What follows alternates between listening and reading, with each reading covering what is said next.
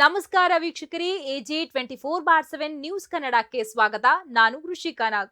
ಕರ್ನಾಟಕ ಸರ್ಕಾರದ ಮೂಲಕ ಅಂಗವಿಕಲ ವ್ಯಕ್ತಿಗಳ ವಿವಿಧ ಬೇಡಿಕೆಗಳನ್ನು ಈಡೇರಿಸುವ ಕುರಿತು ಲೋಕಪ್ರಿಯ ಜನಸೇವಾ ಸಂಸ್ಥೆ ಬೆಳಗಾವಿ ಮತ್ತು ಅಂಗವಿಕಲರ ಕ್ಷೇಮಾಭಿವೃದ್ಧಿ ಹಾಗೂ ಅವರ ನ್ಯಾಯಕ್ಕಾಗಿ ಹೋರಾಡುವ ಎಲ್ಲ ಅಂಗವಿಕಲ ಸಂಘ ಸಂಸ್ಥೆಗಳ ಪರವಾಗಿ ಗೌರವಯುತವಾಗಿ ಉಪ ಆಯುಕ್ತರು ಬೆಳಗಾವಿ ಜಿಲ್ಲಾಧಿಕಾರಿ ಕಚೇರಿಯವರಿಗೆ ಮನವಿಯನ್ನು ಸಲ್ಲಿಸಿದ್ದರು.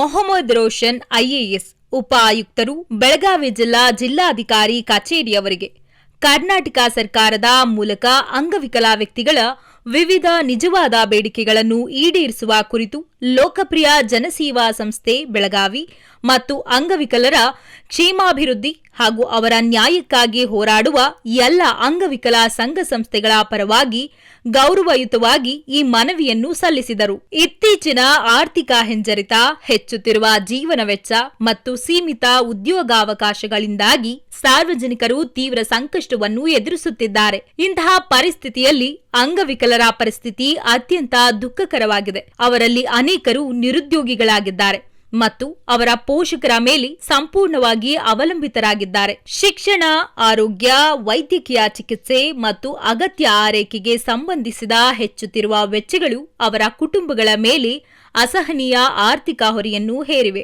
ಈ ಸವಾಲುಗಳನ್ನು ಗಮನದಲ್ಲಿಟ್ಟುಕೊಂಡು ಮುಂಬರುವ ವಿಧಾನಮಂಡಲ ಅಧಿವೇಶನದಲ್ಲಿ ಕರ್ನಾಟಕ ಸರ್ಕಾರದ ಮುಂದೆ ಈ ಕೆಳಗಿನ ಬೇಡಿಕೆಗಳನ್ನು ಇಡಲು ಮತ್ತು ನ್ಯಾಯ ಮತ್ತು ಸಾಮಾಜಿಕ ಕಲ್ಯಾಣದ ಹಿತದೃಷ್ಟಿಯಿಂದ ಅವುಗಳನ್ನು ಆದಷ್ಟು ಬೇಗ ಜಾರಿಗೆ ತರುವಂತೆ ಬಲವಾಗಿ ಶಿಫಾರಸು ಮಾಡಲು ನಾವು ವಿನಮ್ರವಾಗಿ ವಿನಂತಿಸಿದರು ಹಾಗೂ ಅದರ ಜೊತೆ ಪ್ರಮುಖ ಬೇಡಿಕೆಗಳನ್ನು ಕೇಳಿದರು. ಮಾಸಿಕ ಪಿಂಚಣಿ ಹೆಚ್ಚಳ. ಎಲ್ಲ ಅಂಗವಿಕಲರಿಗೆ ನೀಡಲಾಗುವ ಮಾಸಿಕ ಅಂಗವಿಕಲ ಪಿಂಚಣಿಯನ್ನು ತಿಂಗಳಿಗೆ ಕನಿಷ್ಠ 6,000ಕ್ಕೆ ಹೆಚ್ಚಿಸಬೇಕು. ಬಿಪಿಎಲ್ ಪಡಿತರ ಚೀಟಿಗಳ ವಿತರಣೆ. ಆಹಾರ ಭದ್ರತೆಯನ್ನು ಖಚಿತಪಡಿಸಿಕೊಳ್ಳಲು ರಾಜ್ಯಾದ್ಯಂತ ಎಲ್ಲ ಅಂಗವಿಕಲ ವ್ಯಕ್ತಿಗಳಿಗೆ ಅವರ ಪೋಷಕರ ಆರ್ಥಿಕ ಪರಿಸ್ಥಿತಿಯನ್ನು ಪರಿಗಣಿಸದೆ ಬಿಪಿಎಲ್ ಪಡಿತರ ಚೀಟಿಗಳನ್ನು ಆದ್ಯತೆಯ ಆಧಾರದ ಮೇಲೆ ಒದಗಿಸಬೇಕು. ಸಮಗ್ರ ಆರೋಗ್ಯ ವಿಮೆ. ಸರ್ಕಾರವು ಎಲ್ಲ ಅಂಗವಿಕಲ ವ್ಯಕ್ತಿಗಳಿಗೆ ಕನಿಷ್ಠ 2 ಲಕ್ಷ ಮೌಲ್ಯದ ಸಮಗ್ರ ವಾರ್ಷಿಕ ಆರೋಗ್ಯ ವಿಮಾ ರಕ್ಷಣೆಯನ್ನು ಒದಗಿಸಬೇಕು. ಉಚಿತ ಬಸ್ ಪಾಸ್ ಸೌಲಭ್ಯ. ಕರ್ನಾಟಕ ಸರ್ಕಾರ ಶಕ್ತಿ ಯೋಜನೆಯಡಿ ರಾಜ್ಯಾದ್ಯಂತ ಎಲ್ಲ ಅಂಗವಿಕಲರಿಗೆ ಉಚಿತ ಬಸ್ ಪಾಸುಗಳನ್ನು ನೀಡಬೇಕು. ದಿವ್ಯಾಂಗ ಭವನಗಳ ನಿರ್ಮಾಣ. ಸ್ಥಳೀಯ ಸಂಸ್ಥೆಗಳಲ್ಲಿ ಅಂಗವಿಕಲ ವ್ಯಕ್ತಿಗಳ ಕಲ್ಯಾಣಕ್ಕಾಗಿ ನಿಗದಿಪಡಿಸಿರುವ 5% ನಿಧಿಯನ್ನು ಹೆಚ್ಚಾಗಿ ಬಳಸಲಾಗುವುದಿಲ್ಲ ಅಥವಾ ದುರುಪಯೋಗ ಪಡಿಸಿಕೊಳ್ಳಲಾಗುತ್ತದೆ. ಆದ್ದರಿಂದ ರಾಜ್ಯಾದ್ಯಂತ ಎಲ್ಲ ಗ್ರಾಮ ಪಂಚಾಯಿತಿಗಳು, ಪಟ್ಟಣ ಪಂಚಾಯಿತಿಗಳು, ಪುರಸಭೆಗಳು, ನಗರ ನಿಯಮಗಳು ಮತ್ತು ಇತರ ಸ್ಥಳೀಯ ಸಂಸ್ಥೆಗಳಲ್ಲಿ ಈ ನಿಧಿಯಡಿಯಲ್ಲಿ ದಿವ್ಯಾಂಗ ಭವನಗಳನ್ನು ನಿರ್ಮಿಸಲಾಗಿದೆಯೇ ಎಂದು ಸರ್ಕಾರ ಖಚಿತಪಡಿಸಿಕೊಳ್ಳಬೇಕು. ರಾಜಕೀಯ ಪ್ರಾತಿನಿಧ್ಯ. ಕರ್ನಾಟಕದಲ್ಲಿ ಸುಮಾರು 14ರಿಂದ 15 ಲಕ್ಷ ಅಂಗವಿಕಲರು ವಾಸಿಸುತ್ತಿದ್ದಾರೆ ಎಂಬುದನ್ನು ಪರಿಗಣಿಸಿ ಗ್ರಾಮ ಪಂಚಾಯಿತಿಗಳು, ತಾಲೂಕು ಪಂಚಾಯಿತಿಗಳು, ಜಿಲ್ಲಾ ಪಂಚಾಯಿತಿಗಳು ಮತ್ತು ಇತರ ಸ್ಥಳೀಯ ಸಂಸ್ಥೆಗಳು ಸೇರಿದಂತೆ ಎಲ್ಲ ಸ್ಥಳೀಯ ಆಡಳಿತ ಸಂಸ್ಥೆಗಳಲ್ಲಿ ಅಂಗವಿಕಲರಿಗೆ ಕನಿಷ್ಠ 1 ಸ್ಥಾನವನ್ನು ಕಾಯ್ದಿರಿಸಬೇಕು. ಅವರ ಹಿತಾಸಕ್ತಿಗಳ ಸರಿಯಾದ ಪ್ರಾತಿನಿಧ್ಯವನ್ನು ಖಚಿತಪಡಿಸಿಕೊಳ್ಳಬೇಕು. ಮೇಲಿನ ಬೇಡಿಕೆಗಳನ್ನು ನ್ಯಾಯಯುತ, ಸಮಂಜಸ ಮತ್ತು ಅಂಗವಿಕಲ ವ್ಯಕ್ತಿಗಳ ಘನತೆ, ಸಮಾನತೆ ಮತ್ತು ಸಮಗ್ರ ಅಭಿವೃದ್ಧಿಯನ್ನು ಖಚಿತಪಡಿಸಿಕೊಳ್ಳಲು ಅತ್ಯಗತ್ಯ.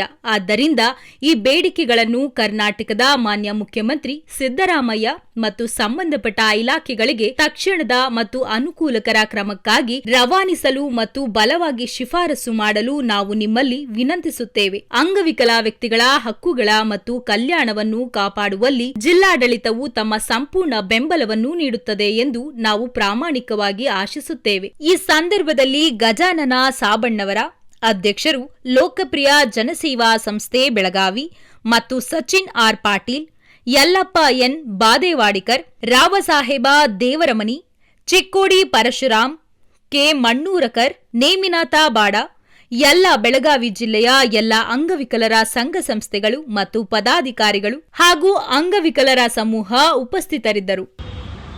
आज हम डीसी सर के पास मनवी लेके आए हैं। आज हम सब लोग डीसी सर के पास मनवी लेके आए हैं। जितने भी हमारे बेलगावी के हैंडीकैप लोग हैं उनके लिए हम आवाज़ उठाने आए हैं, क्योंकि उन्हें बहुत से प्रॉब्लम्स हो रहे हैं, जैसे कि राशन कार्ड राशन कार्ड के लिए भी उनको प्रॉब्लम हो रहा है। तो मैं डीसी सर से रिक्वेस्ट करती हूँ कि उनका आधार कार्ड अलग से बनाया जाए, बीपीएल कार्ड जो उनका बीपीएल कार्ड होता है वो अलग से बनाया जाए। और जो बस में लेडीज़ के लिए जो फ्री है आधार कार्ड के हिसाब से लेडीज़ को जो फ्री किया गया है, हम चाहते हैं कि जितने भी हैंडीकैप है वो मेल फीमेल दोनों है, उन सभी के लिए फ्री होना चाहिए और उनके लिए एक सीट बुकिंग करना चाहिए, क्योंकि सीट बहुत से लोग उनको हैंडीकैप है बोल के देते नहीं हैं और जगह भी नहीं देते हैं। तो उनके लिए एक पहले से ही एक सीट बुक करके रखें जो और उनके लिए और उनका पेंशन के लिए अभी उनको मिलता है 800 से 1400 रुपये मिल रहे हैं। तो उनका क्या होगा उस दिन में, तो कुछ नहीं होता है। उससे लिए उनके 6000 तक उन्हें पेंशन बैठना चाहिए, क्योंकि लेडीज़ को 2000 गवर्नमेंट दे सकती है, तो इन हैंडीकैप लोगों को क्यों नहीं दे सकती। आप इनकी हालात देखिए, उनके यहाँ तक आए में आप सोच सकते हैं कि इनको कितने प्रॉब्लम्स है, वो बोल नहीं पाते क्योंकि वो हैंडीकैप है।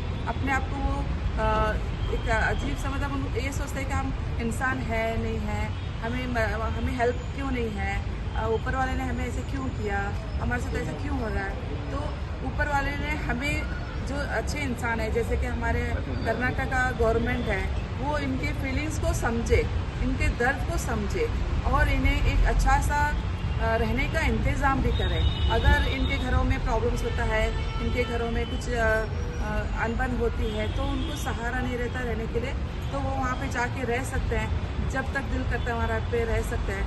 गवर्नमेंट जैसे हॉस्टल्स बनाई है ಇದಾಗಿತ್ತು ಈ ಕ್ಷಣದ AG 24/7 ನ್ಯೂಸ್ ಕನ್ನಡ. ನಮಸ್ಕಾರ.